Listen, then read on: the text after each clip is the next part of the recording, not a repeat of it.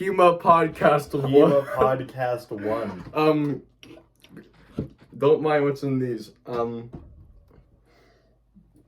for children, that's for sure, but probably neither is HEMA. No. HEMA. You were what, 16 when you started? I was a baby. You were a baby. I am baby. So, Krumpow! We're at this again? No, are we? Are we? It's bad. It's bad. No. It's bad. I did upload something. Did you upload something? I uploaded the Krumpow. We did upload the Krumpow video, yeah. It is activated. The Krumpow has come for its revenge. I don't even, Too drunk? It's the kind of the point, I think. It's not a FNAF reference, so you can't think of anything. Way to go, superstar. Okay, so you saw other thing on retrospective, Krumpow. Krumpow retrospective. Yeah, it wasn't called that, but it's our only video on Krumpow. So it's bad, and you know why? It's because it doesn't work. Because it's bad because it doesn't work. Very concise. I see that you really take over Jordan Peterson's work. You gotta like narrow it down, alright? Okay, so why is it bad? Because it doesn't work. Yes, it does. Way to go, superstar. What else is bad with HEMA? Doubles, no intent. Yeah. Oh, tempo. Tempo, yeah, just Tempo. unskilled people refusing to adhere to tempo. Doesn't learn anything else. Yeah. The issue of people is not respecting tempo, just going. It's. I once got stabbed in the neck. Yeah. Yeah, it hurt like a.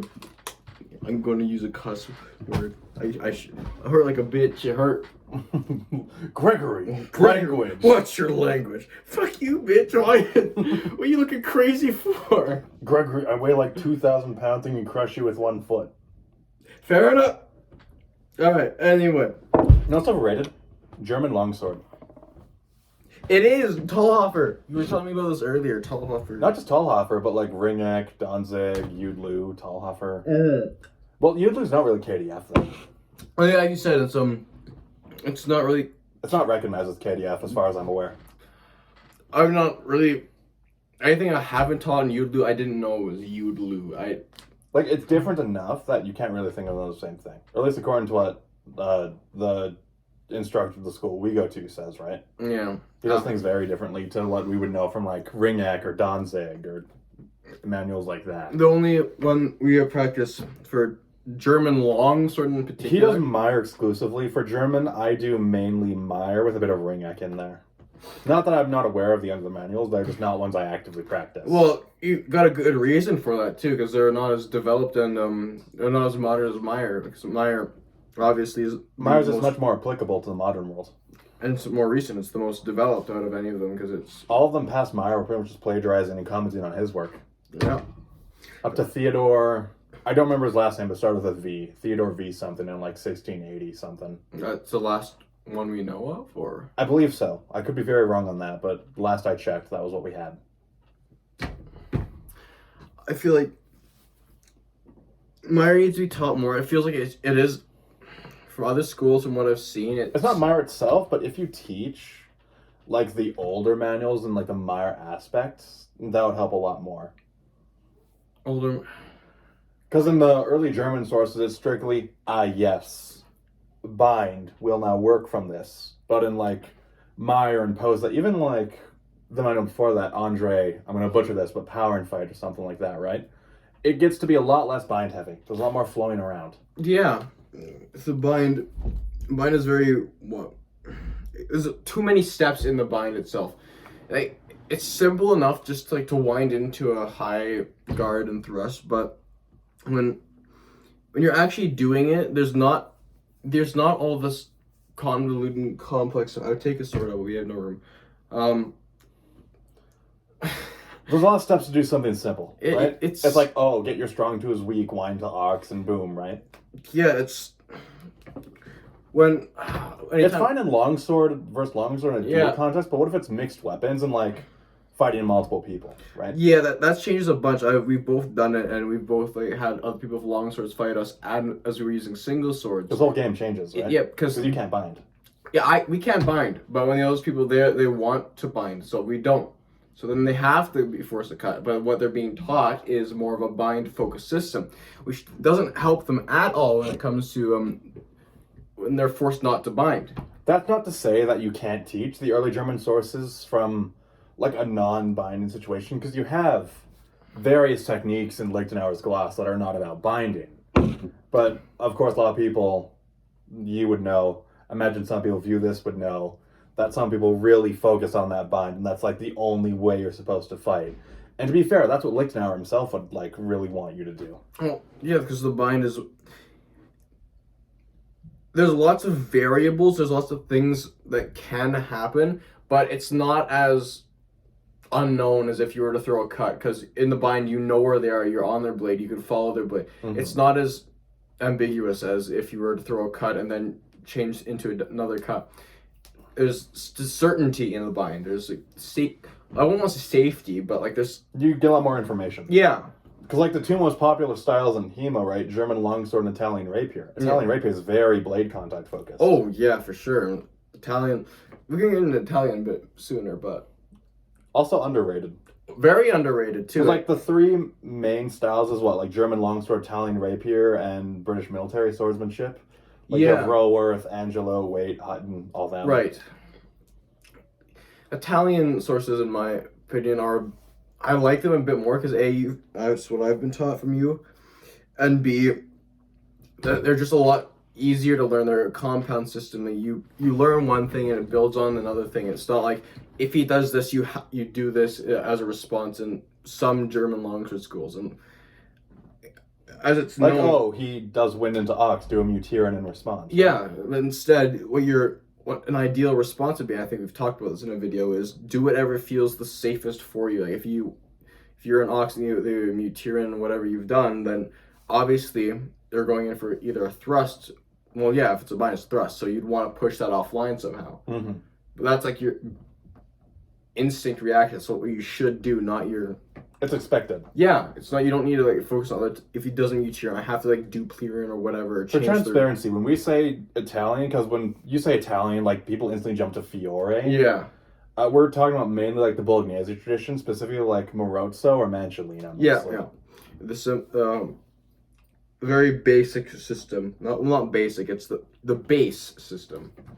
It depends on which manual, right? Because Dall'Agocchia is part of the same tradition. Is very base level, but Marozzo, and that's a can of worm itself, because Marozzo's book is like a shit book, but there's a lot of really good information in there. You have to know what you're doing when you go in. Like, if you know, you know. Yeah. You have to, like, read Manciolino first.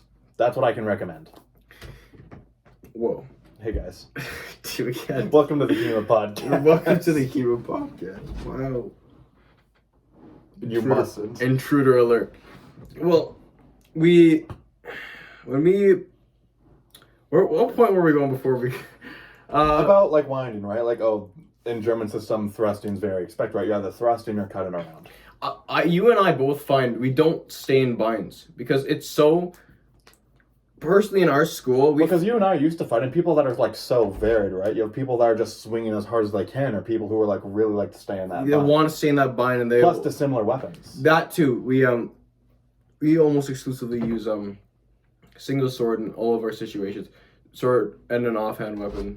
Mm-hmm. So that dog really wants That dog really wants in. Why don't we let her in? We know a visitor. Don't mind, like, the wooden pole, like, locked into the ceiling. But it's for safety. It's just a set piece. Hello. Angry. Dog doesn't like German long... Your paws are wet. You were recently outside. Doesn't like German longsword. No, it doesn't like German longsword. So, like, where? No. Pepper, you keep knocking over here. Okay. It's bedtime. Editing is cool. It's bedtime. It's bedtime. Dog is... What the dog doing? What's the dog doing? We gotta... Okay, so fetters are a spot of bother for us as well. Yes, that too. Because they're not really what long swords were like. No, they're way too long. They're longer and lighter than what historical... Like, get your Rhinelander, right? Yeah, like this is a... much is about what you'd expect for the time period. Yeah. So if we just put these like, side to side. very different. You've got probably about I'd say Much longer handle. 4, 6. This one weighs more. It weighs more, but that's because there's a lot more steel in this. Because you're missing a lot of your blade presence. with Also because of the feather. balance point, right? This is designed to have the balance further back. Yeah, so you don't kill someone when you're using them.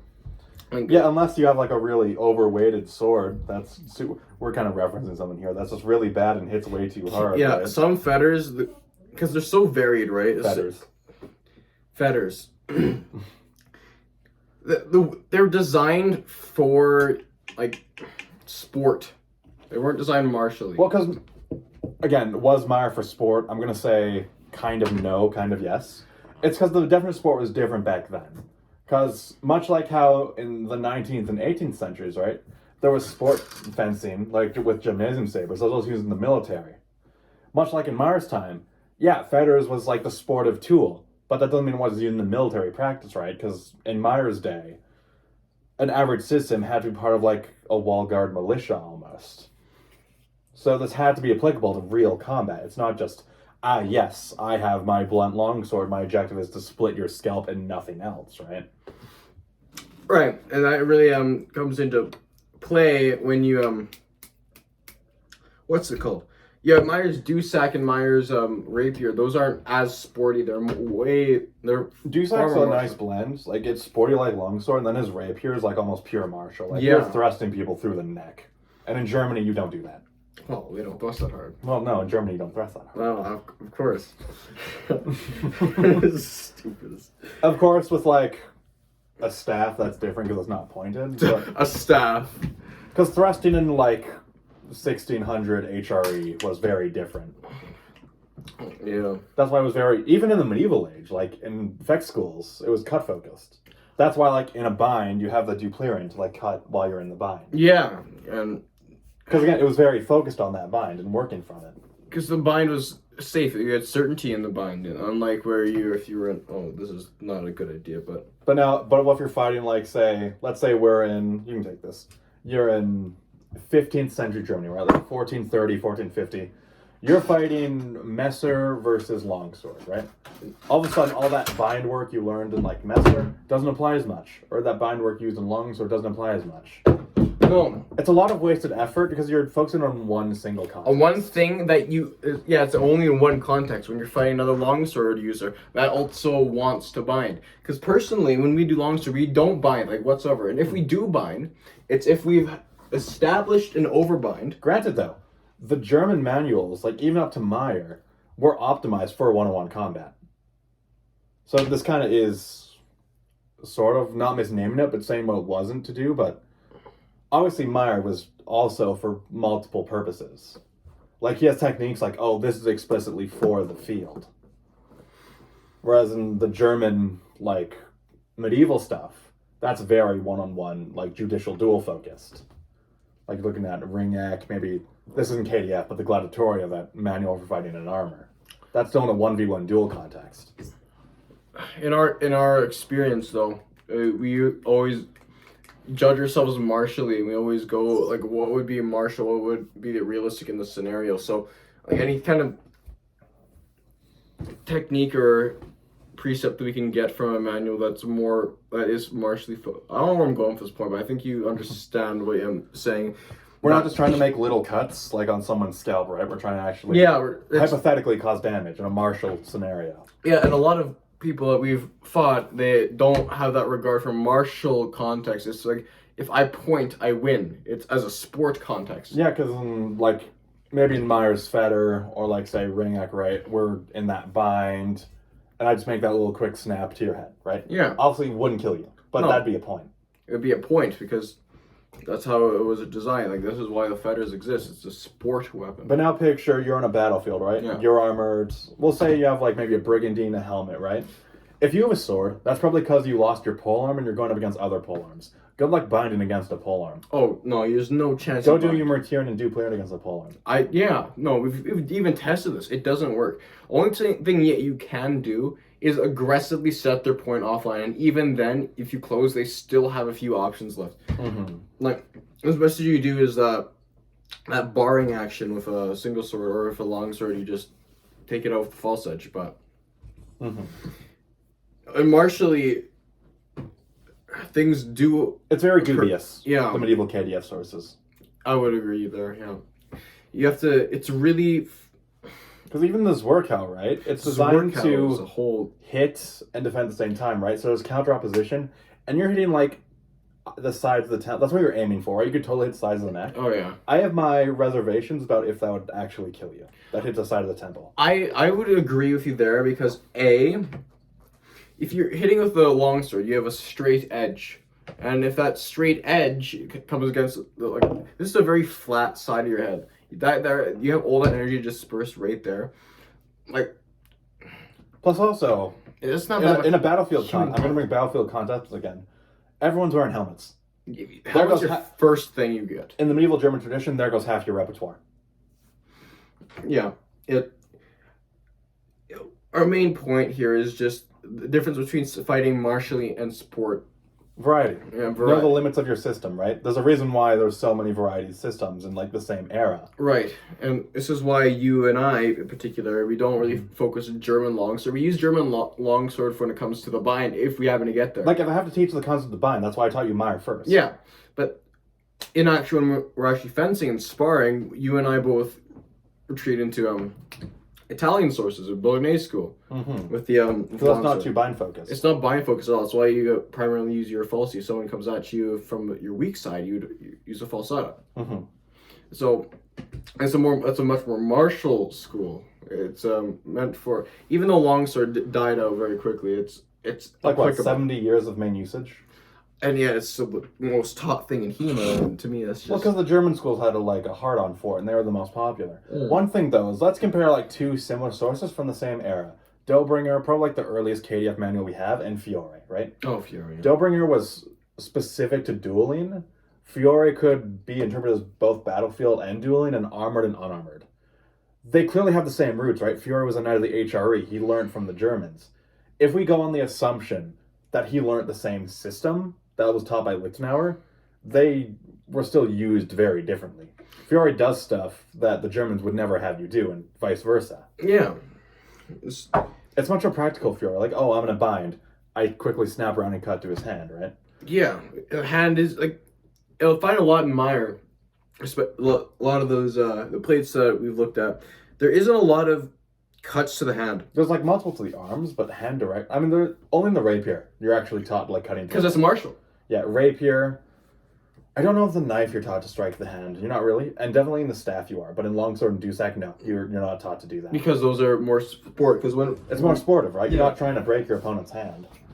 Yeah, so you keep fighting. And when we have practice dusek, it's mainly we go for the head. And if it's a hand thing, well, it's not. It's kind of an antithesis to longsword, right? Because longsword's all about binding. And this is the exact opposite. This is what taught us not to bind. Like, especially after this, I rarely bind. The only times I have bound is if I've taken the center line and I know if you know exactly what you're looking for. Yeah. Most of the time, my opponents...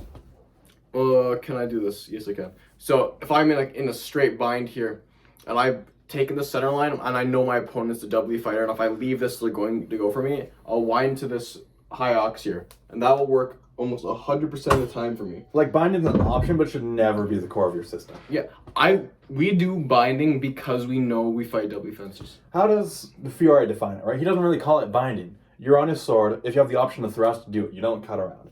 How do the Bolognese system do it? The stretta, right? Oh, we're medium. Can I cut around? Sure. Can I thrust? Yeah, it's not just, winding various complex techniques right now. Can I thrust or can I cut around? Very simple. Whatever option you've presented. Mainly, what we've defined it as who has presence in the center line. Yeah. Yeah, that's how we covered in our first video, center line there. And we could look at, say, Italian rapier or even small sword stuff, but that is so optimized to a dueling context. Oh, yeah. It's kind of put in its own category. That's why we separate, like, Bolognese from Italian rapier, because they're so different. Oh, yeah. Yeah, our Bolognese, I can confidently say that I can win most of my duels 1v1s with single sword, especially using Bolognese school. But a common misconception of the Bolognese is not like just sword alone, like side sword. It teaches pole arms, sword and shield, two-handed sword, all that. I can win my duels, but like, whoa, what's my point here? There's much more variety to it. Yes, You're taught a lot more. You're taught a lot more. I can win my duels with this, and I've lost more of longsword than I do single sword. And some people, a lot of, have claimed that the reason why we don't do as well in longsword is because we treat it like a single sword. And that's kind of a funny point, right? Because to the Germans, you use one, like, take Lacuscio's Messer, right? You use a one-handed sword like a longsword. And in the Italian tradition, like, say, Bolognese, for instance, you use the two-handed sword like a one-handed sword. They're two very different systems. They're used very different. Oh, yeah, they're used completely differently. Like, what's the main defense in the medieval German system, right? You have mainly that Zornhau. Yeah. That Zorkau. In the Italian systems, you have that rising coat with the false edge. Those are your main defenses. They're almost opposite of each other. Mm-hmm. That's kind of symbolic of how different the two sources are. Even in theory, like in the German, you have Voronok Indes, and it revolves around that indes. You want to keep the volume on the indes. Where the Italian system is all about just tempo, right? Much more simple. It can be applied to much more of a circumstance. There goes my grammar. Too much alcohol. Blah, blah, blah. Blah, blah, blah, blah. Reason I've really taken a liking to the Italian system is because doesn't put a Compound? It's compound A and B. It doesn't separate the two systems. I can easily apply my falsata from single sword into long sword just as well as it. Looks like Magellina doesn't even teach two-handed sword because they have the single-handed sword and two-handed apply just the same. Exactly the same. It doesn't. The reason why I don't think it works the other way around is because long sword has things that you shouldn't do, like crossing your arms. You should never you shouldn't go on your weak side as often. Mm-hmm. But with single sword, you can get away with that because of you have a lot more freedom. You're not crossing your arms. Yeah. Because you normally have that profile, you have your entire arm, but in longsword, crossing your arms is generally a big no-no. Yeah, because you completely block the whole area of movement. Mm-hmm. So using a single sword like a long sword, that's where it kind of breaks, because then your mind can't get around the fact that these are things I shouldn't do in longsword. Those then on the basis of the school I use, I can't use my single sword the way I use my longsword. But in the Italian schools, it works both ways. Because the only thing that Italian schools kind of, in layman's terms, they just say, do what you normally do and put another hand on it. Do as you know well. Yeah. Because, again, the Bolognese school was also for warfare. We know, documented, it was in the battlefield. And the two were used in very different contexts. We have to always remember, one is very hyper-focused on dueling. And if I'm going to teach one-on-one, and then you're going to be fighting with a longsword, bind. Cool. Now, does Fiora and the Bolognese school have equivalents to binds? Yes, but they're not called that. They have, no actual specific names. It's just you're in a bind, thrust, a punta reversa, which is a name for a normal thrust, right? Oh, your blades are connected. Just turn your hand up and thrust. It's just part of your normal repertoire. And this brings me to another pet peeve of mine in a lot of just manuals that tell you Not enough Josh. Not enough Josh. Josh knows what he's up. He knows what's good. And shout out to our boy Josh. Our boy Josh. So woo! Yeah. What's your pet peeve? Josh, my pet peeve. We talked about this earlier, but again, the focus on bind heavy is just it's useless. Because if somebody doesn't want to bind, you can't play that I'm not game. going to say it's useless, but it's definitely predictable. Yeah, if I fought somebody with the intention that I'm going to bind, the one thing they have to do once they figure out I want to bind is get away from my blade. Just take their hands. Exactly. They're going for your sword, just dip under, falsy. It's not hard to counter someone that wants to bind, but somebody who wants to cut and doesn't want to stay in the bind, you have to follow them and address their blade. Unlike with a bind, because they want to get on your blade, you just have to avoid that blade. Mm-hmm. So it's just focusing on bind heavy creates you just this predicament that you have to fight a certain way in order to win. But with more dynamic and compound system, like in a Bolognese school or like a Meyer, where it's more cut oriented, that you can leave that bind and still do well, because as long as you're crossing the center line, you're fine. It's just such a pet peeve of mine that binds are so heavily focused on when you could do much better with just if I'm get in contact with a blade and I haven't hit them, cut around to a different place where they aren't. And if we look at Meyer, right, which is my personal favorite system, it's definitely more advanced than like the medieval Germans, which is obviously it's like 100 years after. Yeah. I'm not going to say it's more optimized, but in its own context, it definitely is. If we look at Meyer's binding options, an entire handwork section, right? A lot of them is various forms of cutting around, or actually just putting complete control on their weapon, right? Wrenching. Like wrenching, reversing, all that, right? Because you can apply that to even a polearm. You can totally reverse and wrench on a polearm. Yeah, absolutely. It's just much more applicable. Way more applicable. You can do there's so much you can just add. But also because in the Renaissance, right, fencing became more common. Oh, yeah.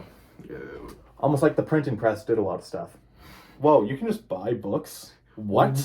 What? You can learn? I have to learn how to read now? Oh, man, that wasn't standard? Oh. Yeah, as it became more common, of course the art develops. Oh, yeah. Because remember, the whole point of like original Lichtenauer, it was never intended to fight Lichtenauer. It was intended to beat the common fencer. What's the common fencer? Probably the guy who's like, oh, I just block your blow, then I attack you somehow. Right away kind of stuff. Yeah. And of course, if you're fencing someone who just does that, the binds work just fine. Because you know they're probably going to leave and cut around. You know what to expect. If you know the context, Lichtenauer's gloss would have been 4. It makes perfect sense. But it's when you start bringing it to other contexts, it falls apart a little. It's very specialized. It's not the most varied. What's the word I'm looking for? I'm too drunk. Varied. Yeah, varied. And that's the thing. Certain systems, you practice a certain system without the knowledge that there is limitations to it. That you practice a certain system, and without knowing that it's meant to do this certain thing. Like Lichtenauer is supposed to fend the common fencer. If Lichtenauer came out against Meyer, well, you could protect. If it was with sharps, if they were both fine, if it was with sharps, I'd probably give it to Lichtenauer. But if it was with blunts in an actual like Feck school context, I'd probably give it to Meyer. Well, you get my point though. It's if you're going the principle of like Lichtenauer and his common fencer. He's common fencer, yeah. And then fighting someone that's not a common fencer, the system somewhat falls apart because it's built for a certain purpose. In the Renaissance that times, purpose. Technically everyone would have been a common fencer because fencing was just common then. In the medieval period, fencing was all less common. Mm-hmm. If you didn't learn from like esteemed master, you were just not good. Yeah. That's why like in the German system, it was like, oh, Zornhau, Zwerghau, Schielhau, just talk about stuff in the open so people didn't know what you meant. That's the whole point of why they were named that way. Whereas, like, in the Renaissance, if you take the Italian school, right? Oh, fendente. That just means, like, falling. Pretty self-explanatory. Falsi. False. Falsage. As it became more common, the names became more common, too, because everyone learns fencing. That's why it evolved differently. So that's why the medieval German stuff is so isolated to that one context. If you don't experiment with mixed weapons, with fighting multiple opponents, you're really doing yourself a disservice with the medieval German tradition. You're really putting a cap on what you're able to do. Like, you and I both have completely... Well, we've experimented. We've experimented, for sure. We've fought multiple weapons. We fought multiple opponents. We've used mixed weapons. That's what we do most. Mm-hmm. We don't limit our options to just longsword, because... Honestly, as much as we talk about longsword and how much we know, we don't like... We hate longsword. The reason why, it's because there's too many variables. There's way too many variables. It's especially... No, fetters in particular. Fetters in particular are the worst for that, because they're... Because none of the purple art technique fetters, like the ones that are actually like proper longsword length and weight, those are cool. Like the Rhinelander here, like this is essentially blunt longswords. Those are fun. Fetters are not as fun. No, like you go... Some people we know when we fought, they abuse the fact that they're using a fetter. Like, I'm going to have an extra 6 inches on you of just measure, and I'm going to call it just my skin. Mm-hmm. Also, one thing, though, is that we've done cross martial arts fighting. Oh, for sure. I fought... Like, we fought Kendoka, all that. Yeah. Fighting weapons that the manuals way back on would have taught you to. Yeah, and Oh, in that kind of context, I was Like using Dusak. Does like he's fought Dusak and Buckler against a Shina, right? Yeah. Or does Lichtenau or Zedal teach you how to fight against Sword and Shield? No, you have to leave that up to yourself. And you're not binding against someone who has Sword and Shield. No, if you do that, you're done. As soon as you bind with someone with Sword and Shield, you no longer have your weapon. Know the limitations of your system. Know what it's meant for, and know what you can't do outside of it. Even crossfighting, like, my limits of any kind of German system that I wanted to use, especially in Dusak, ideally I wanted to get into a bind their weapon You on want my a favorable buckler. measure. Yeah, favorable measure. Get into a bind their weapon with my buckler, and then thrust in. Like, what's the best way to close distance, right? When you have that stable control. Yeah, but I couldn't do that. The reason why I couldn't do that is because they were using a Shinai. Should I? Yeah, Which are so much faster. It's so much faster. As soon as I get up there, they're gone. I'm done. That's it. So I couldn't do that. So I had to rely on like any kind of Bolognese I did, and any kind of Myers Dusak. Which was a lot more percussive there. A lot more percussive. Slicing off was huge for that, and then barring with your weapon, because I don't keep them together. Then I bar with my buckler, and then I went. Mm-hmm. That, or I had to just slice off, and then I had to do a middle cut.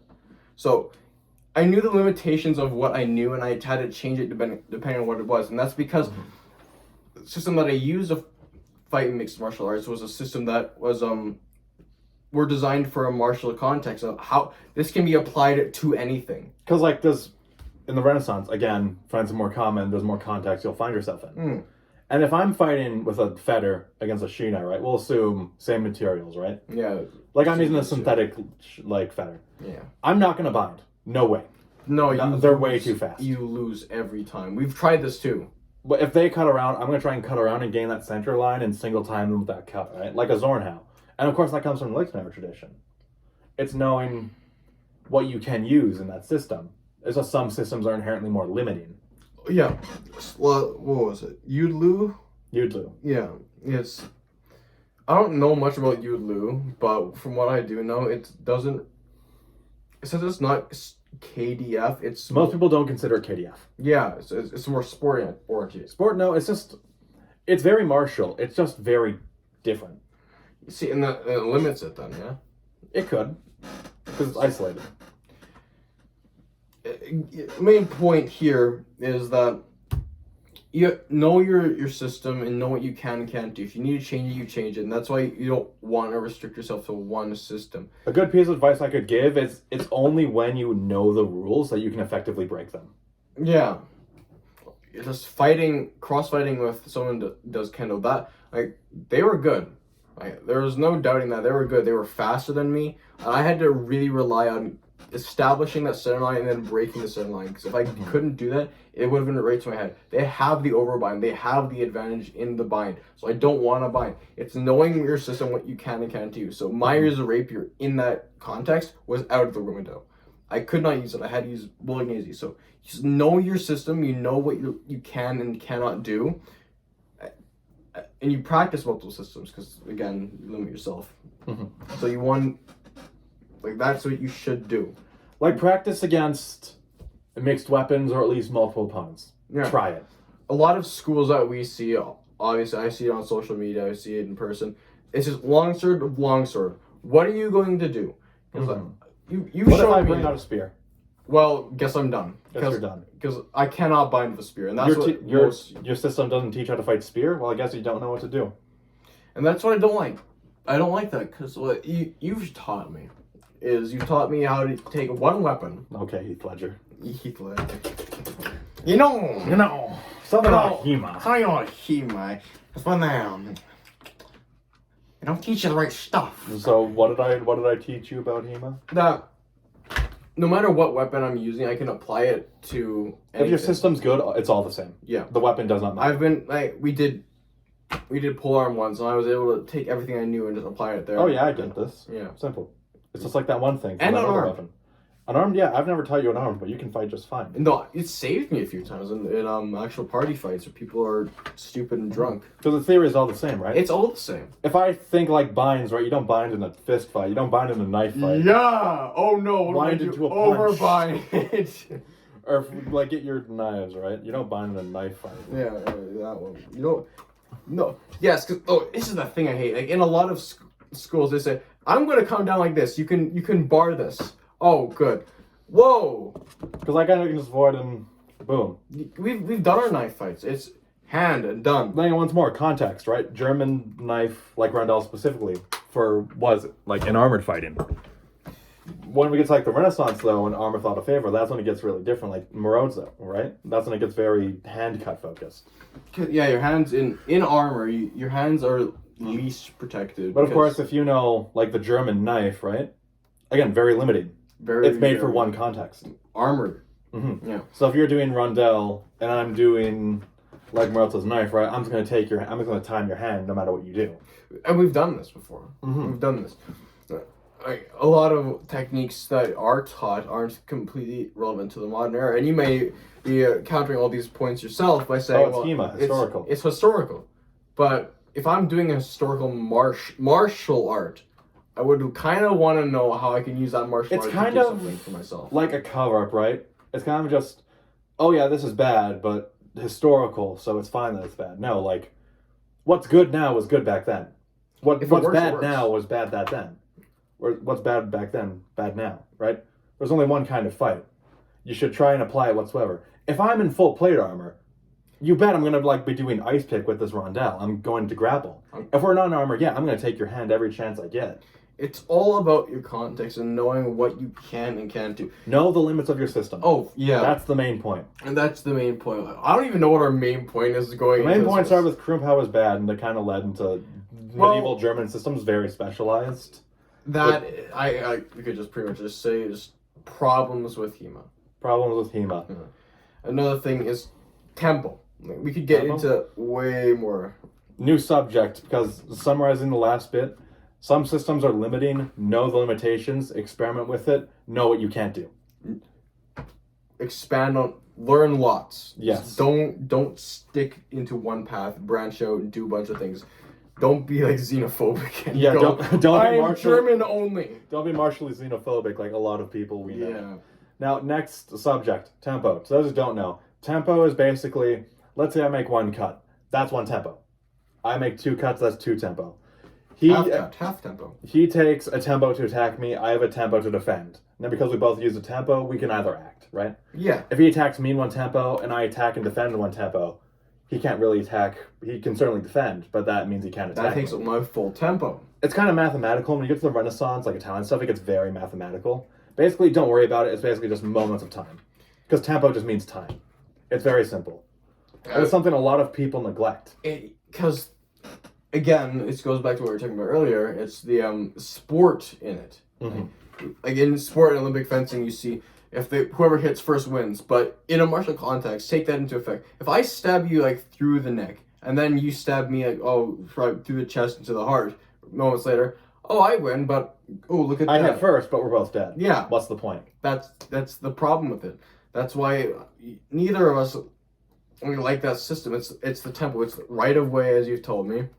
It's respecting the tempo. It's knowing when you can and can't attack.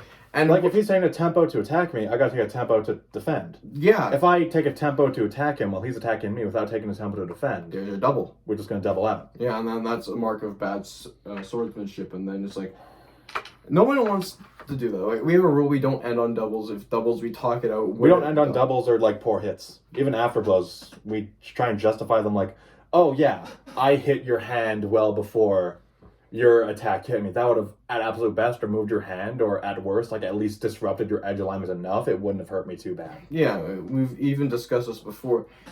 We were fencing, and you hit me in the side, and I like winced, and like my stats crippled you a little. Yeah. So and then we discussed, would that cripple me enough in order to twist my edge into would it like mess up the edge alignment, right? Because if I'm throwing this attack and I get hit and I wince like this, right? You see how the edge twists. And if that's going on an alternate plane to the path of the sword, like that cut's not going to work. Anyone who does test cutting knows edge alignment's very important. Either tear or you're just going to smack him and give him a bad concussion. Plus, not to mention, period clothing, very thick. Oh, yeah. Always take that into account. Don't assume you're fencing in like modern clothing that's very thin. Yeah. Gamson, like Art Gamson, that's not... That's still thinner than what they would have been wearing back then.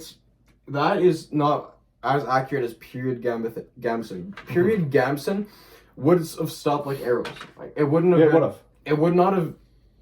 You could still cut that stuff. Oh, definitely. I could put a needle and thread through that, no problem. But like, it's. But like shallow little cuts aren't gonna do anything. No, that's the thing. You need. It's again, Marshall, in your we're going off track, but tempo.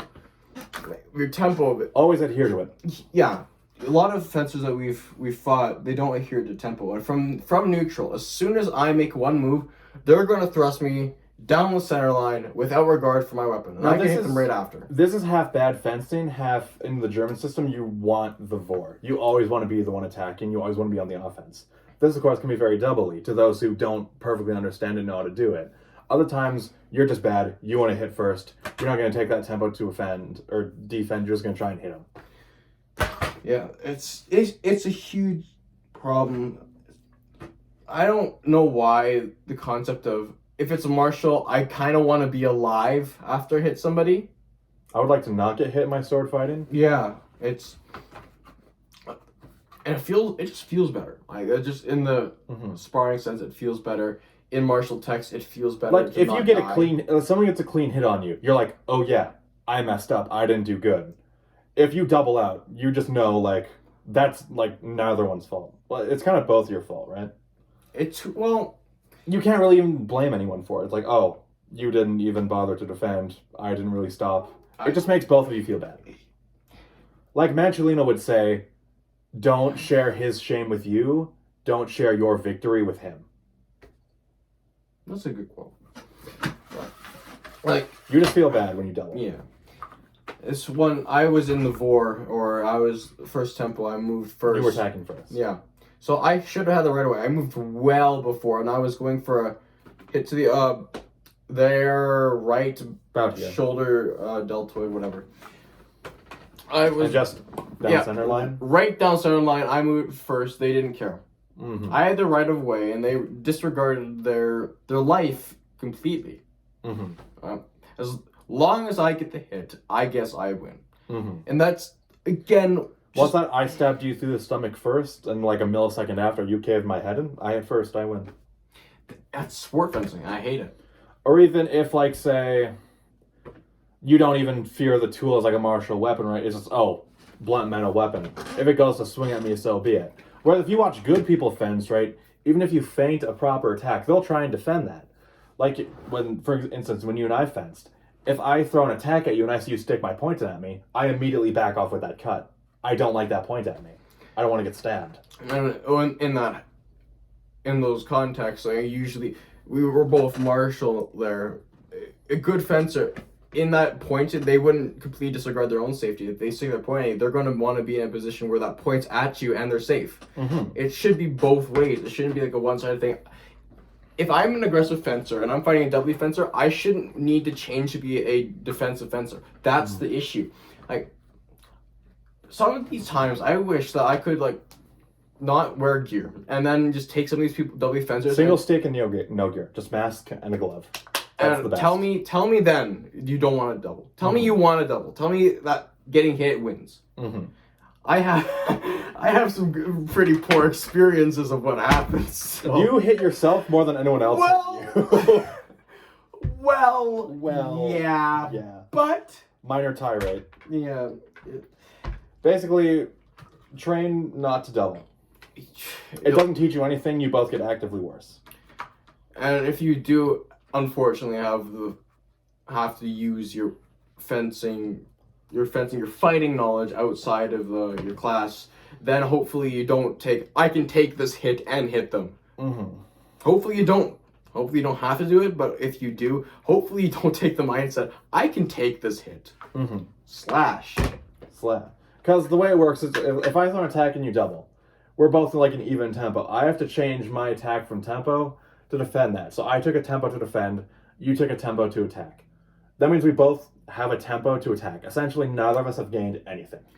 Neither of us can move first, which, again, if they doubled or tried to double the first time, odds are gonna try to double the second time. If we're in a bind, like if I'm parrying up in like Ox, right now try cut around with a riposte, right? They're just gonna let their sword fall on me. Yeah, and you had the right away that you've parried and you have your... Plus, martially, it wouldn't do anything. No. If your sword's here and just falls on me, that's not gonna do anything. We could prove of this right now, but I don't have room, and we've had a few drinks, so I don't want you to like aim for my ear, thank you. I like my earlobes attached. no, we can afford jewelry. We can afford jewelry. Buy me more jewelry. That's a good one. I remember that. That's an oldie. Yeah. So again, doubling's bad. Have respect for tempo. And yourself. Yeah. Like don't Martial context. you don't need to die. You don't. If you want to double, go to Olympic fencing. Yeah, because that's not martial. That's just pure sport. You're trying to hit first. Yeah. Rather than a martial art. You're trying not to be hit.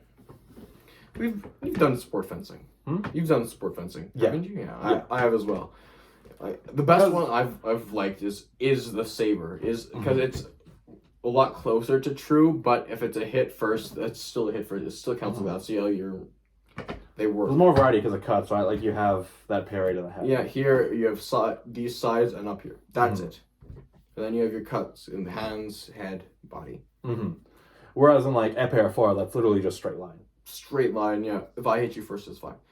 And that doesn't work martially, because as you've told me before, there's been accounts of duels where people get stabbed 17 times and walk away. Yeah. It's like you can get 17 times and live long enough to like just cave the other guy's head in.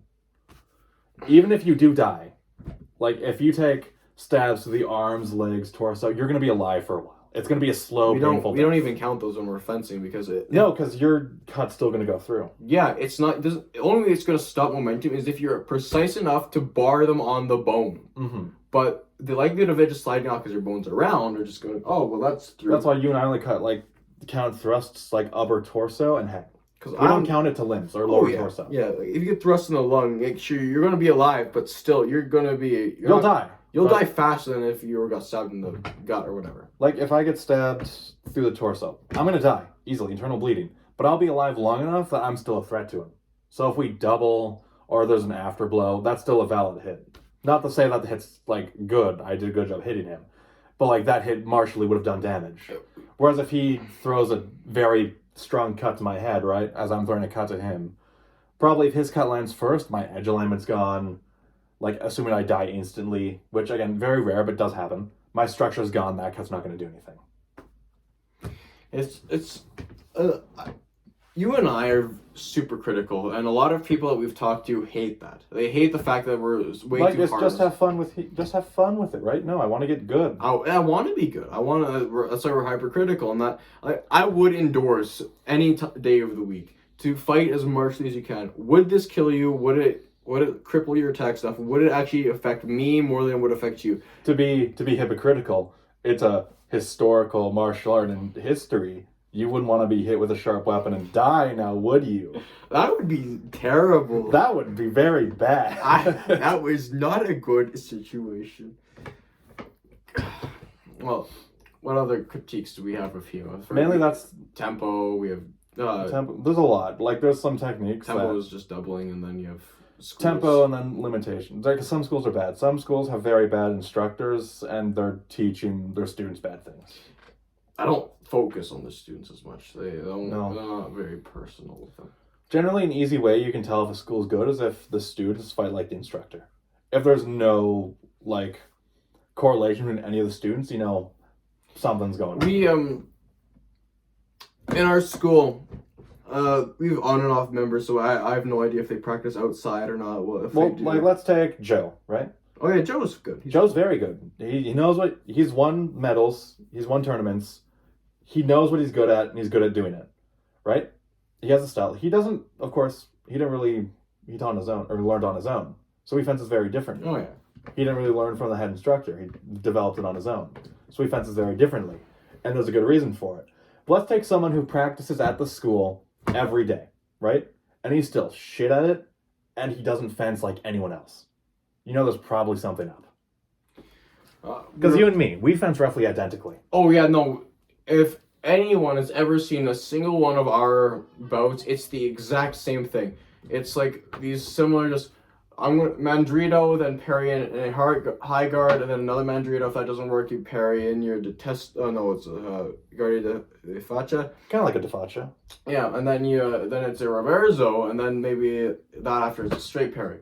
Mm-hmm. It's the same thing over and over again until somebody changes one thing, and then the other person has to react.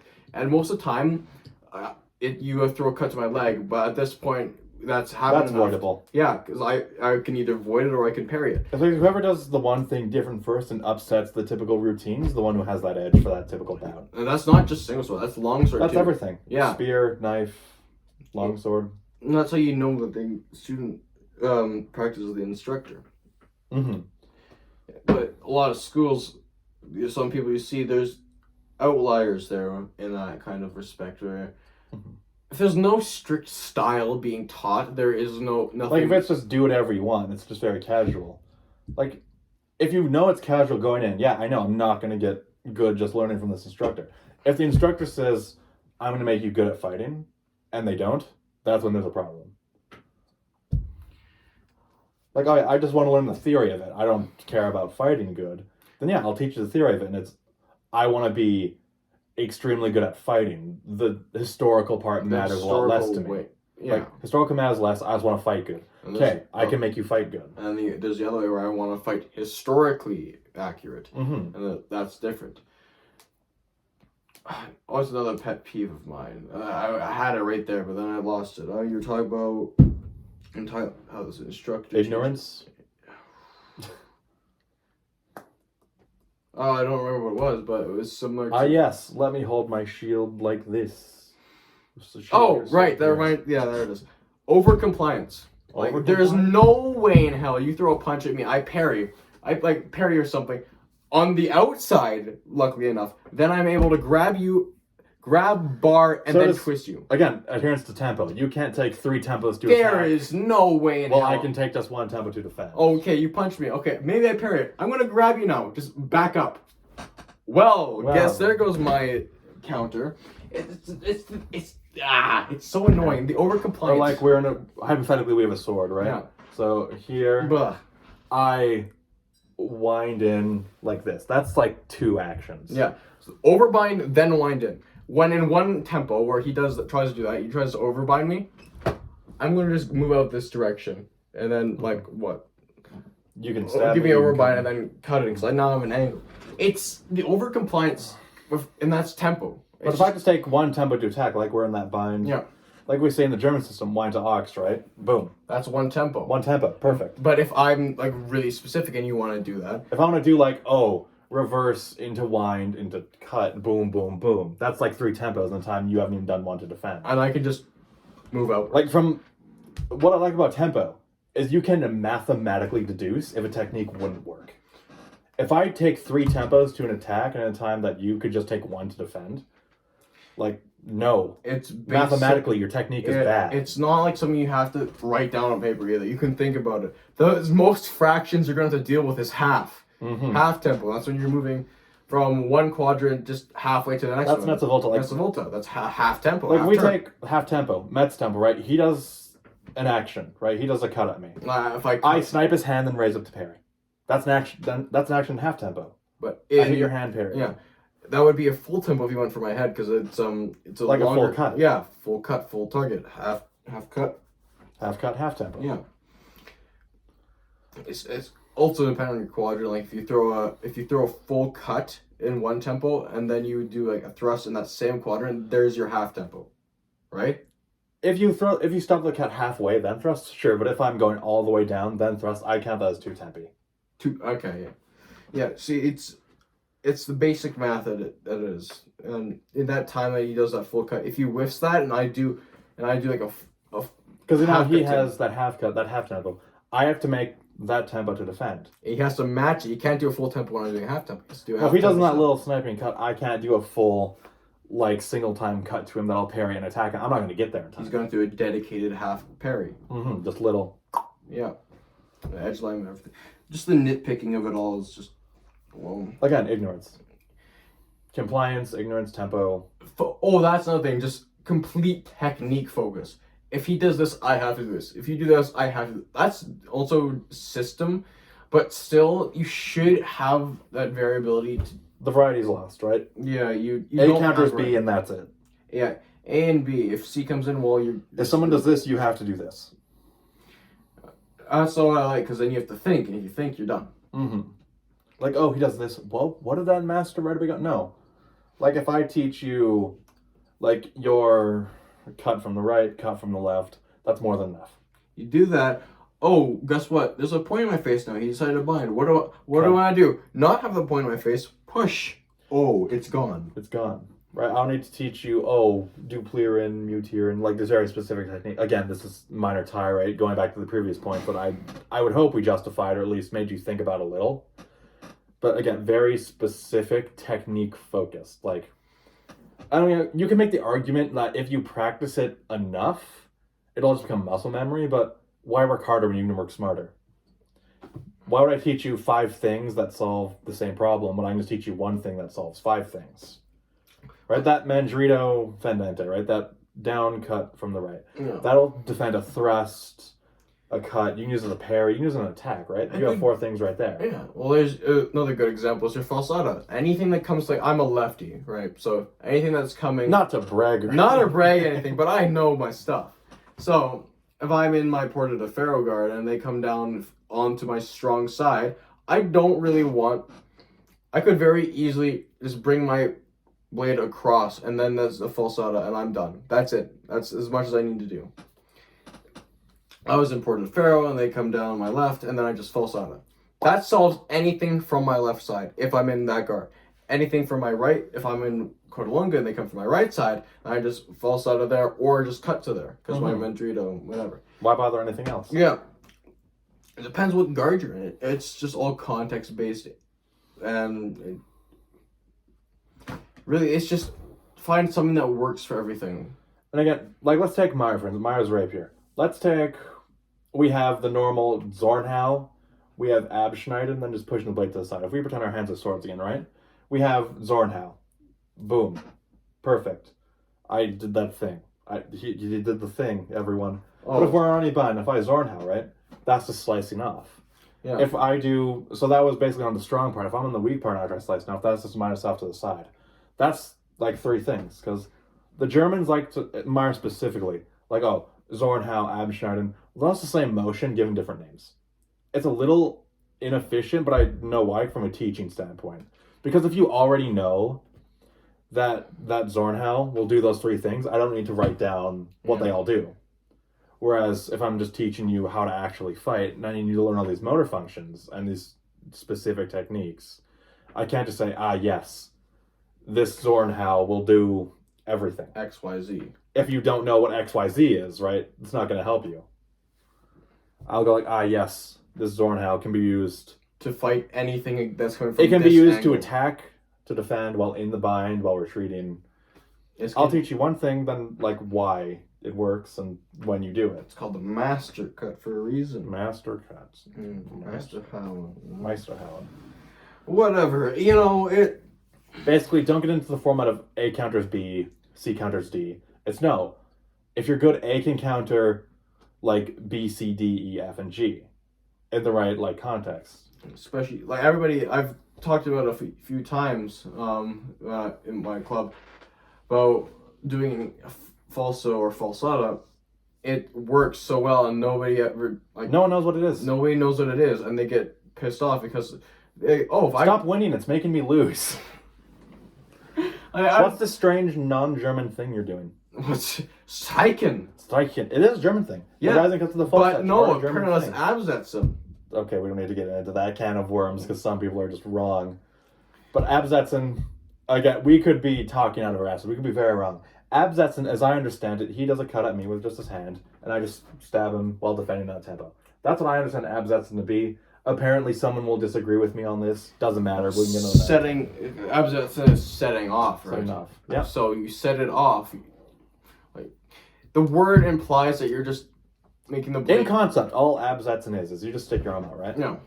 In concept, all Absetzen is this. You just push it offline. Setting off. Setting it off the course that it's currently going. Mm-hmm. And... what all is Absetzen? It's just a thrust. Yeah. With good opposition, which of course all thrusts should have. I should never just be committing to a thrust without defending myself. No, yeah, that's just I'm asking for a tempo. double. Yeah, I'm disregarding tempo. I'm asking for a double. and that also, Adam's just a really, really good It's a good opener, a good defense. It's a good. The way that I first learned it was is a really good example to the mistakes of it. Like for example, it's a double tempo. First they come up, you perform like a falsata, and then you go in. That's 2 tempos. So falso and then a mandrito. Wait, no, this is a falso. Falso, manco, mandrito, fendente. Yeah, mandrito, fendente.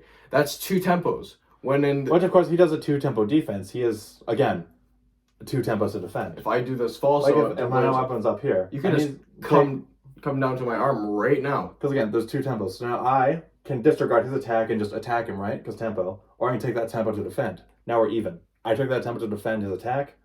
Now we're both even. We have a tempo to attack each. That's a pretty good example that connects to everything, because that applies to the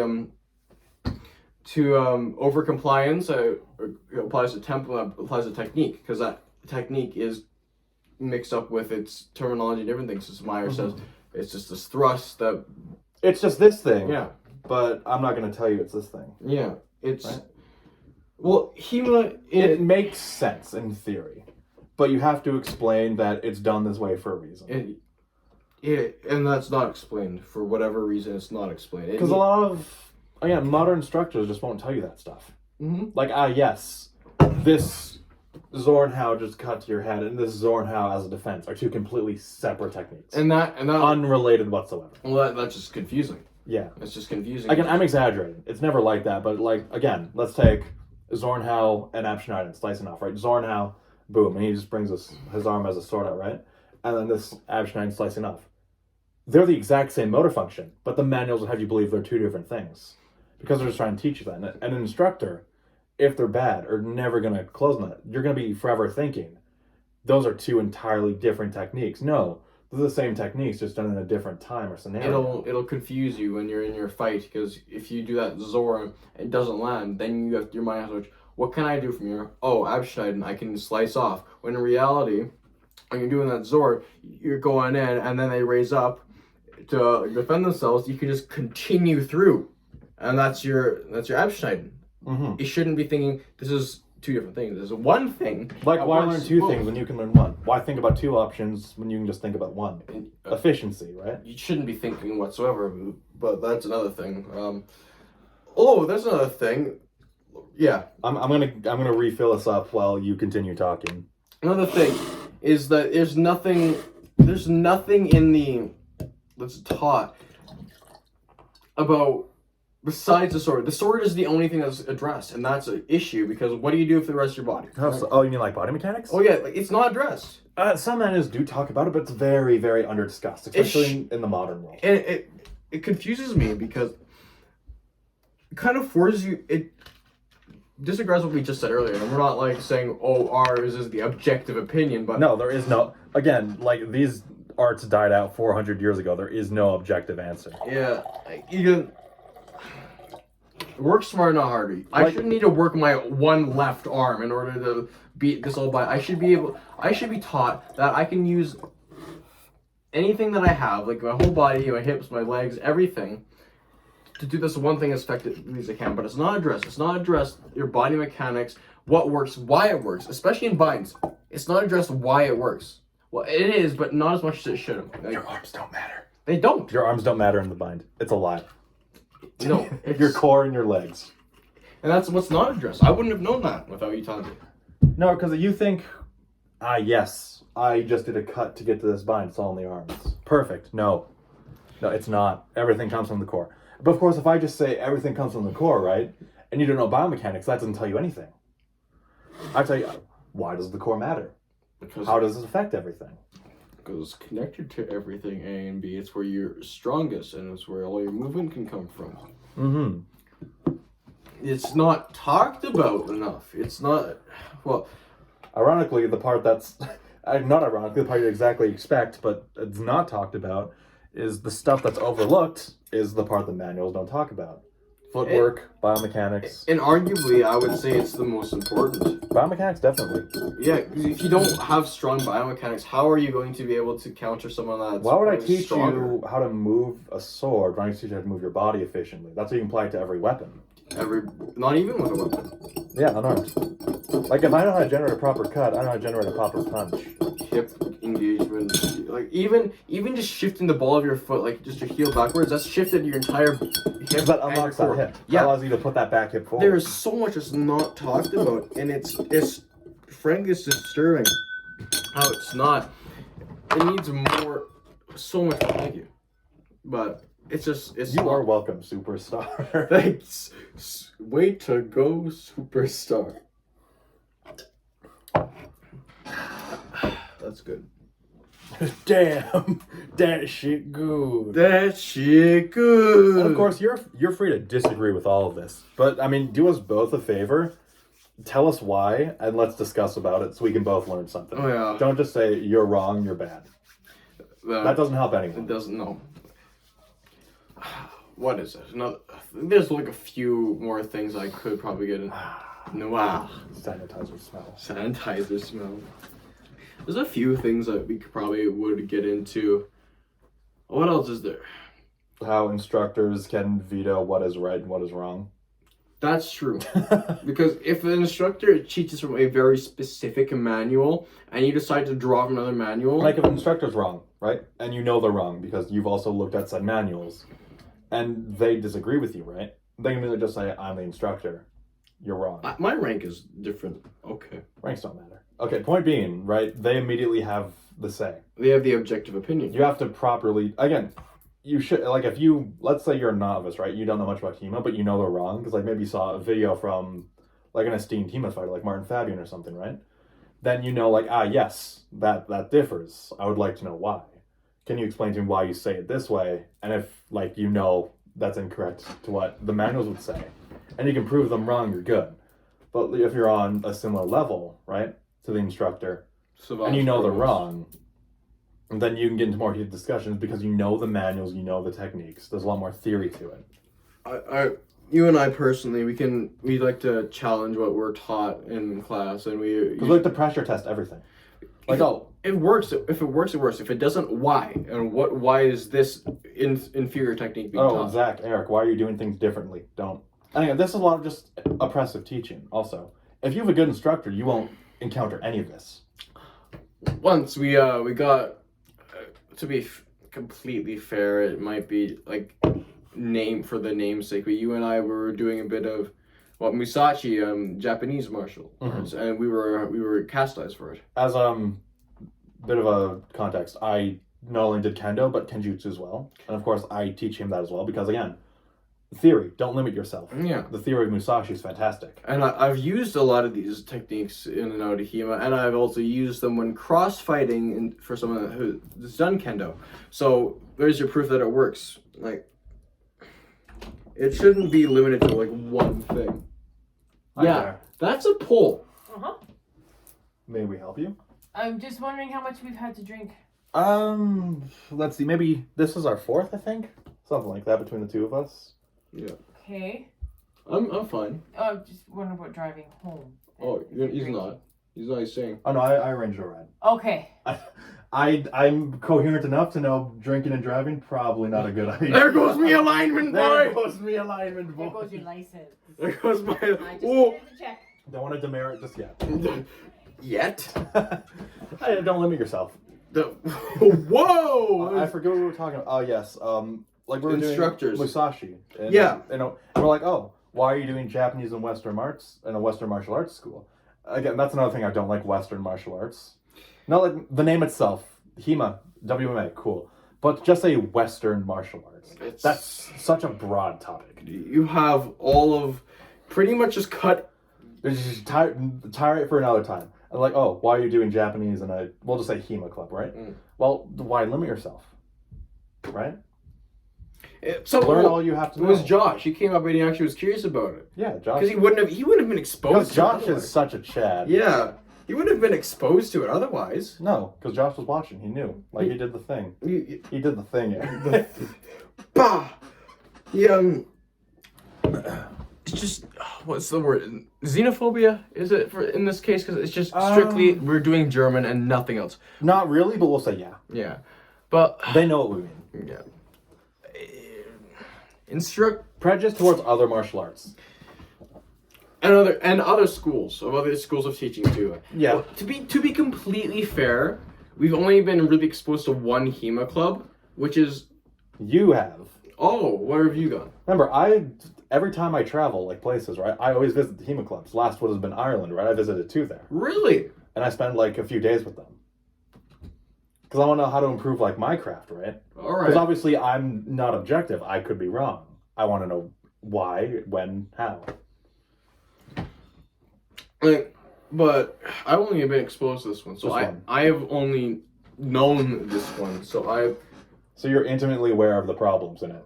oh yeah, you've taught me primarily, and Well, I taught you before you went to the school, right? oh yeah, even though it probably wasn't allowed, but And, I mean, by the rule set, sure, but who cares about rules when you win? Right? It's not cheating if you win, right? Baby, getting whoa. Baby, getting outplayed and getting cheated aren't the same thing. So, more context, right? I did Kendo and Kenjutsu, like, actually taught, but I taught myself HEMA. And you've taught me. Like, I taught you what I taught myself. HEMA, and I can beat everybody there without it. Oh, you can beat everyone there easily. It's not hard. Reason why is because you've not let me limit myself. Like you've let me do my own exploring. I've taught you German stuff, Italian stuff, English Japanese. stuff, Japanese stuff. Well, whereas Again, back to the first point, right? Don't limit yourself. Know your limitations. If you maximize your repertoire while also like keeping it super optimized, you're good. And I think our school only teaches German. It only does in single sword. There's a little bit of English, but not really because the instructor kind of makes it up. Like yes, guards 1, 2, 3, high, low, and then just for some reason the 133 guards. And if Tyrant again, we're not going to get into it, but we don't like 133. You want to do sword and buckler? Do like Lignitzer or Bolognese? Oh, it's Capoferro. Well, that's rapier though. Well, it's the same application. No, Capoferro didn't do buckler, did Rotella. If you want to do rapier and buckler, that would have been Gigante. I get your point though. Gigante, that's like the same thing. Or if you want to be spicy, Godinho, he does sword and buckler. Godinho's underrated. He's nice. That's when I got my Savant in. I got my in sword and buckler. Sword and buckler. Yeah, it's not hard. It's that sounds so pretentious. How do you do buckler in 133? You have 7 specific wards, and you have very specific sieges to those wards, right? Again, very specific technique focused. And that's not very varied. If we take the Bolognese system, right? For example, this can be applied to many others, like Gigante, Godinho, or George. Maybe George. I'm not too familiar with George Silver, but I imagine it's the same, right? George Silver's English broadsword. That's mostly it. Okay, I don't like George Silver. I don't either. Tyrant again. Shush. Okay, buckler in the Bolognese school is very complicated. We'll pretend I have a buckler in my left hand. Done. Whoa, in front of you? That's it. You just hold it out there and you work around it. That's obviously being sarcastic. You work around it. That's it. Could you argue, well, 133 is in the 1300s where you don't advance hilts, but we know in the Bolognese school, also called the Darty tradition, why Darty worked in, like, say, the early 1400s. And that was before, like, at most you have a finger ring, right? That much. And we know, obviously, the style would have been used beforehand. And while we don't have so much information about Darty's school, we know from how consistent that the tradition is, it would have been more or less the same. And do you cover your hand and select, like, Bolognese place? Yeah, like, if I'm going up to Guardia di Faccia... And bring my buckler up there, too. It's already there. It's pretty much already there, right? Because it makes sense. Just saying that you can... It's... Don't completely abide to what the school is saying. And I'm saying this because, like, obviously, if you keep your buckler in the Get a second opinion. Yeah, if you keep your buckler, for example, in the exact same place and don't move it whatsoever, you're gonna get hit, obviously. Yeah, you still have to move it. Like, example, if you... Like, what do you think of Marozzo? Yeah. Some of them are pulled back, the buckler. Maybe that's to exploit an opening, to move around it. Yeah, move around to give yourself an advantage. Barring with it, too. Like, it's not It's a grappling tool. I've punched people with the buckler and they've gotten pissed. Like, why do you do that? Because it's my secondary weapon. That's a punching with a buckle is its own thing. As long as you ask beforehand, like, Oh yeah, always. is always punching ask cool? Yeah, punching's cool. Okay. Always ask for like that. That we've had so many issues with that. That's another thing. We have Like our over school- compliant, and then we have like uncompliant. Okay, I'm going to tell you something now, but you can't you keep your reaction to a minimum. The official rule in our school is if you're going to punch someone with a shield or buckler, you can't make contact. You have to just mimic it. Anyway, I'm not going to let him comment on that because it's funny, and I'm a sadist. But yeah, 133 and Bolognese, very different contexts. Most people don't like 133. Stick with something a little more easy to interpret. Like, that's just sword and buckler, for instance, though. Not as varied. What was the original point? We were talking about instructors limiting what they're saying. Mm-hmm. Yeah. Just like, because the one we do is like completely just made up with, not us, but what the instructor does in our school is 100 repertoires made up with 133 thrown in, because that's not a historical source, first of all, and because we don't have historical backing, you can't pressure test it because this is made up, right? If you're going off what just one person made up, you can't really get a second opinion, or you can't fact check it. Because, yes, I made this. You cannot dispute it. If it's like, oh no, I'm recreating Delagoquier's 1570, it was either 1 or 3 treaties, right? I can just look at the manual and have an objective source of what I'm trying to recreate.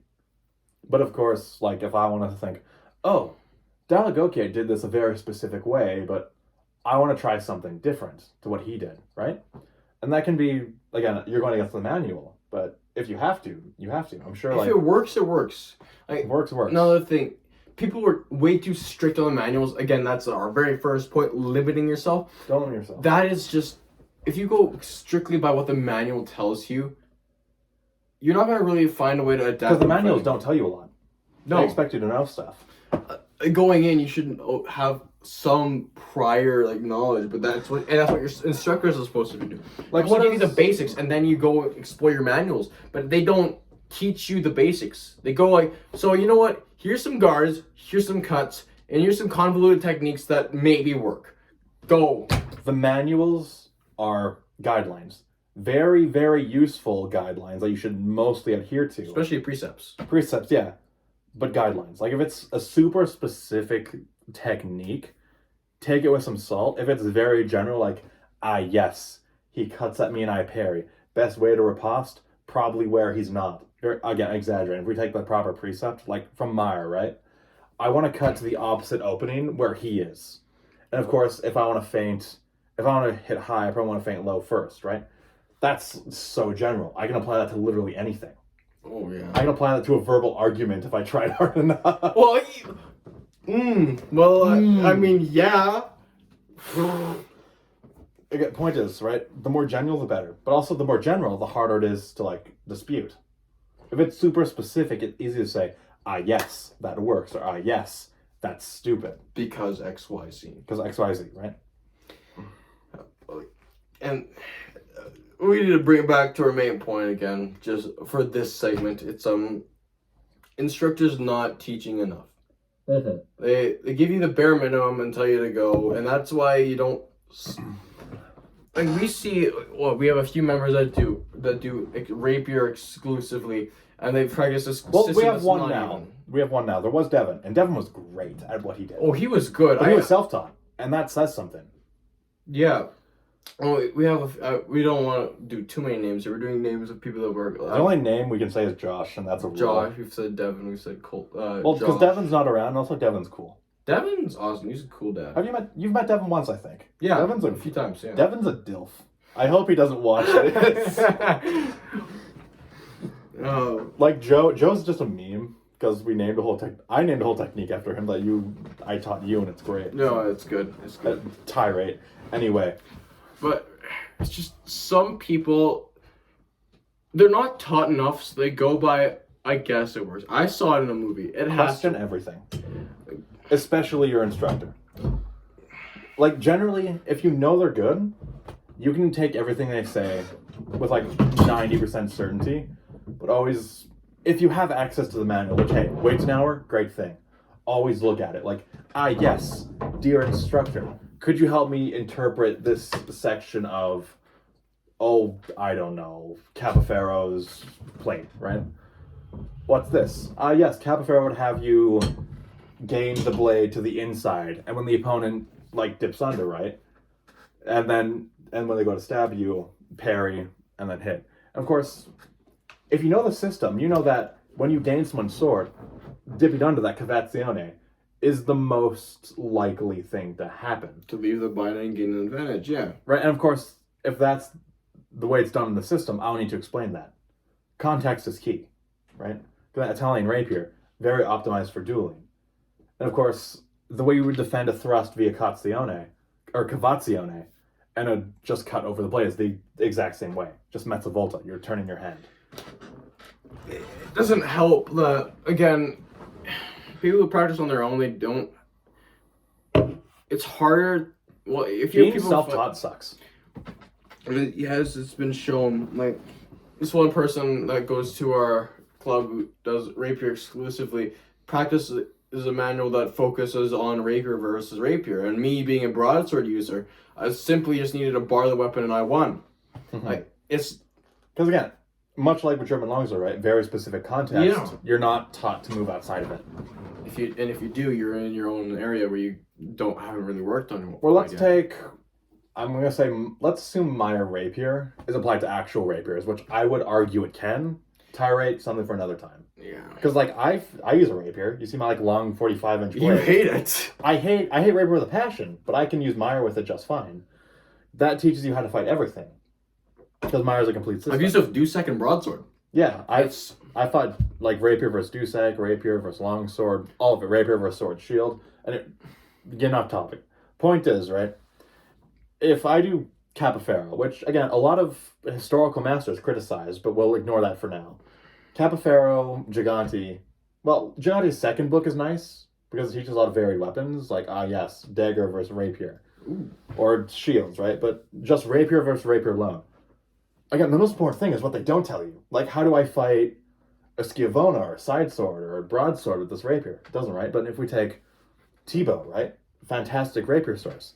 He'll teach you how to fight, like, a great sword, all right? I think he does sword and shield. I'm not too versed on my Thibaut, but he definitely teaches you how to fight a great sword with a rapier. That's fascinating. You see, and that's... If you're... the point here is that if your instructor can't help you, you are forced to help yourself. And then you're kind of in the gray area where it's hard to kind of... Where do I start? Right? Yeah. Like, it's just the accountability of some instructors that are, like, have their own prejudice against other systems. It's just... It's... What's the word I'm looking for? It because it screws over certain schools. German-focused fencers don't like the Italian stuff, and the Italian-focused fencers don't like the German-focused fencers are pretty much longsword, and that's it. They're very longsword focused. Like, if you want to do rapier, obviously go for the Italian stuff, yeah. because in modern tournaments, right, it's all matched weapons. There's not a lot of mixed weapons. Of course, Really? mixed weapons fightings do exist. There's a lot less common. I would very much like to. That'd probably be my favorite, because I'm good at that. We love mixed weapons because it really challenges your repertoire.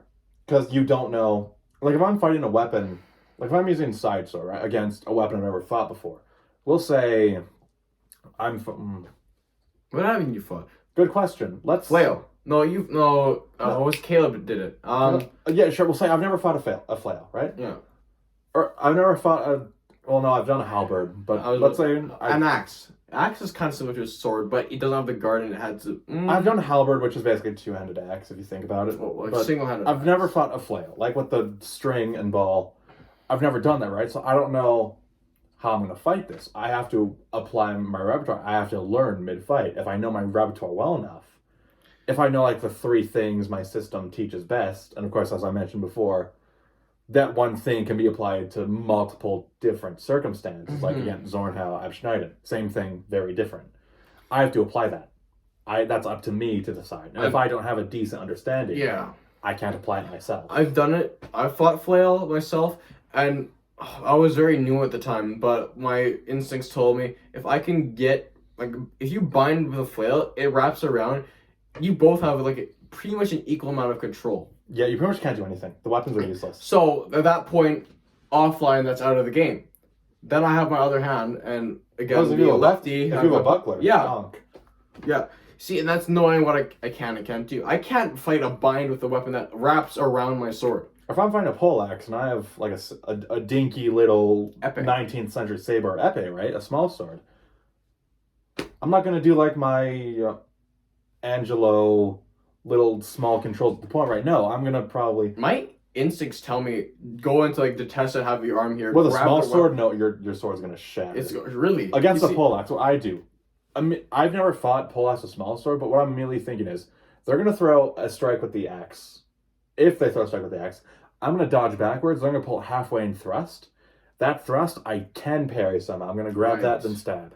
If they stab from like neutral, the onset, I'm going to try and parry that. I believe they'll be able to feint around. They can probably hook with the axe. If they hook with the axe, I'm confident enough in the size of the small sword, I can get around that hook with the axe and grab. Again, could be wrong. I've never fought axe with small sword. Theoretically, that's what I believe would happen. See, and you wouldn't... Our instructor would not have told you any of this. Because I just do longsword, nothing else. And that's, again, way back to the main point. We're getting way out of there, but it's all connects back that the only way you're going to get really good is if you branch off. Like, your instructor can't bring you all the way. You've taught me everything I know, but you've told me to go look at my own stuff, and I have. I've reading. It sounds kind of weird. This but, is going to sound really stupid, but a lot of the things I'll ask Eric is, what do you think this means? yeah, and then I'll interpret myself. Because if he always goes off of my answers and opinions, if he has questions, he always has to come to me. If I force him to make his own opinions, he can make his own answers.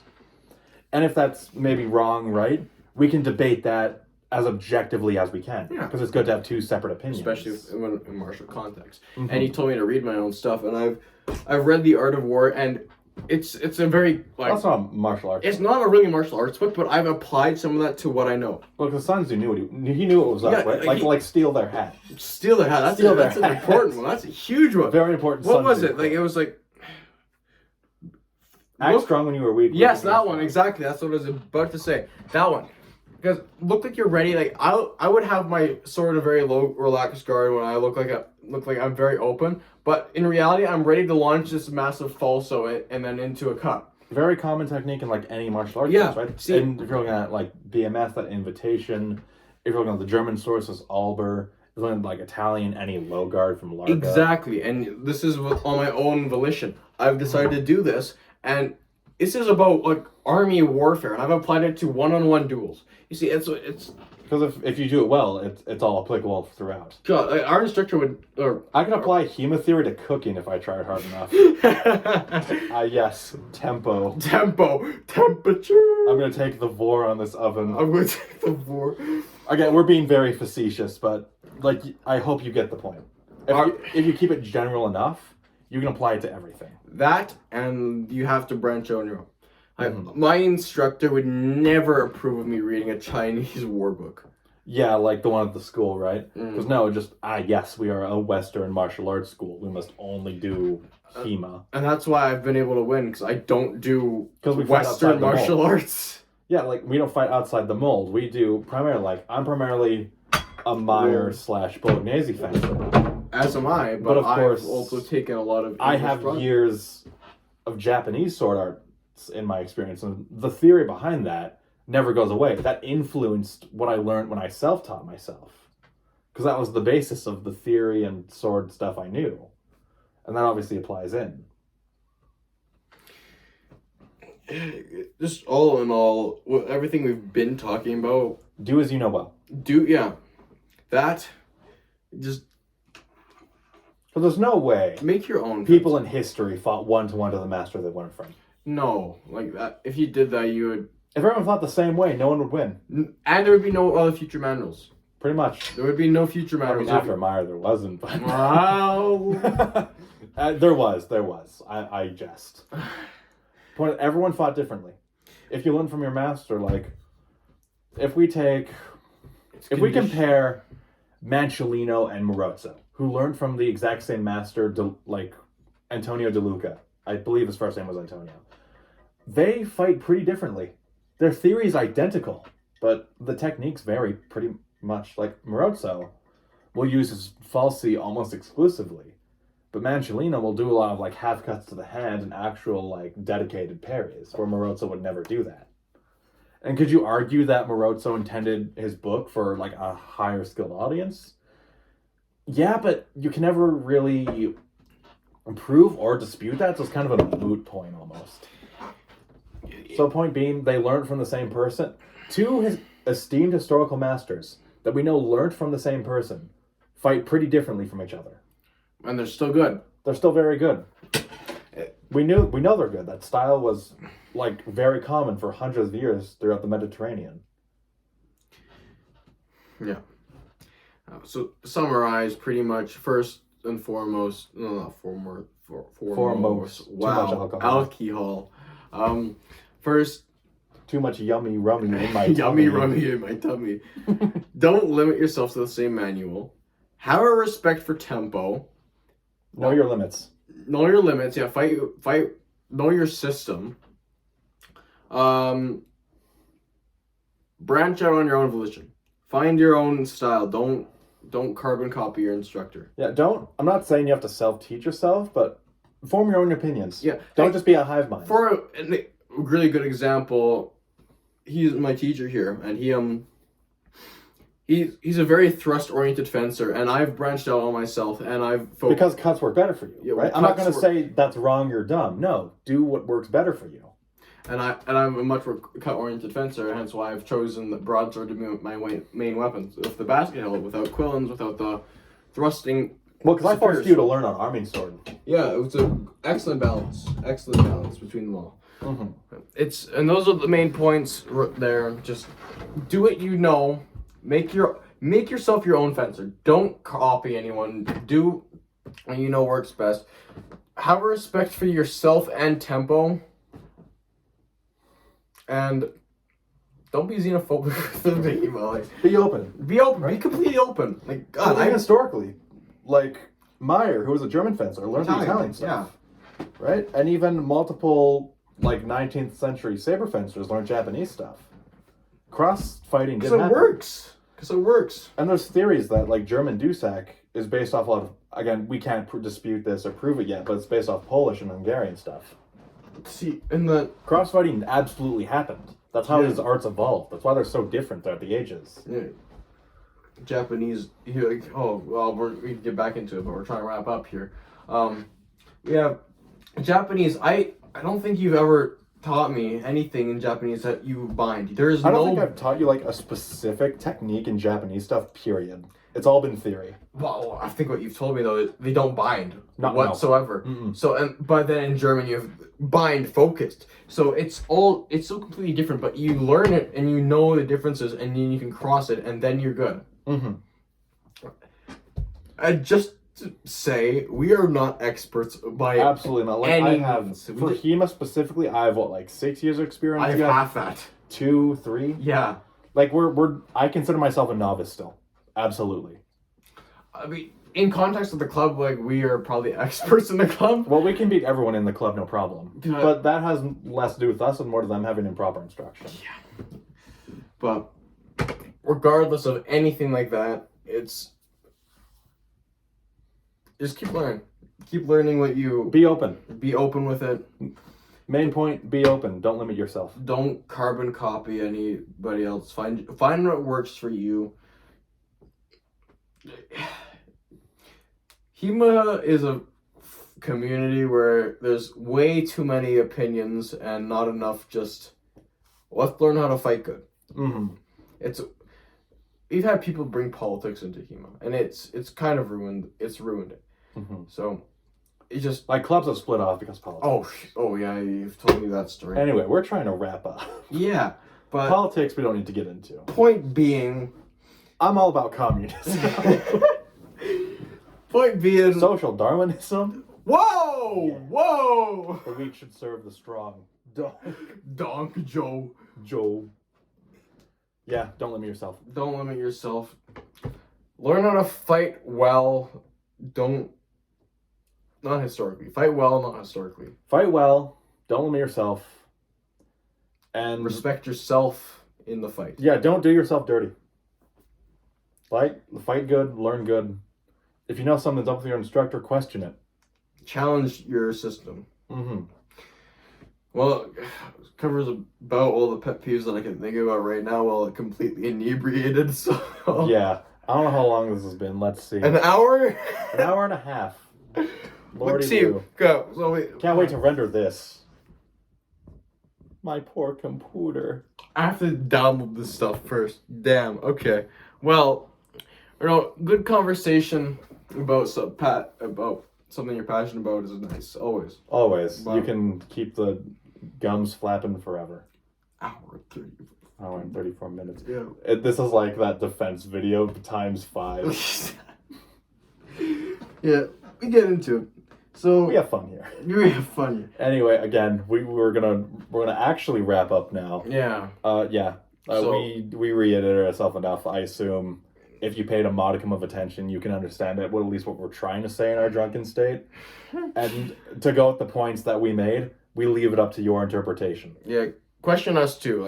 That's, But yeah, if you no think we're way are wrong. we gonna be hypocritical. Yeah. Question everything. I'll try to answer. Question everything we say. If you think we're wrong, tell us why, so we can both learn. Yeah. Well, this is going on probably YouTube. This applies to every video, Oh yeah, every video. This is definitely going to be on except the YouTube. Kroompal one, which we're objectively right. Nobody can argue. Nobody. No one. So this is probably gonna be our first podcast and our first huge rant video that might The be HEMA podcast. the HEMA podcast. Yeah. So I'm looking forward to anything in the future. Then thanks for listening to us talk complete Thanks for nonsense. us to ramble about our passion. This is your phone. Anyway, well, hopefully you'll tune in for another Hopefully you learned at least one thing. one thing. Maybe you'll come back and join another thing here. Whatever. Who knows, right? Keep practicing, fight well. Have a good one. Have a good one.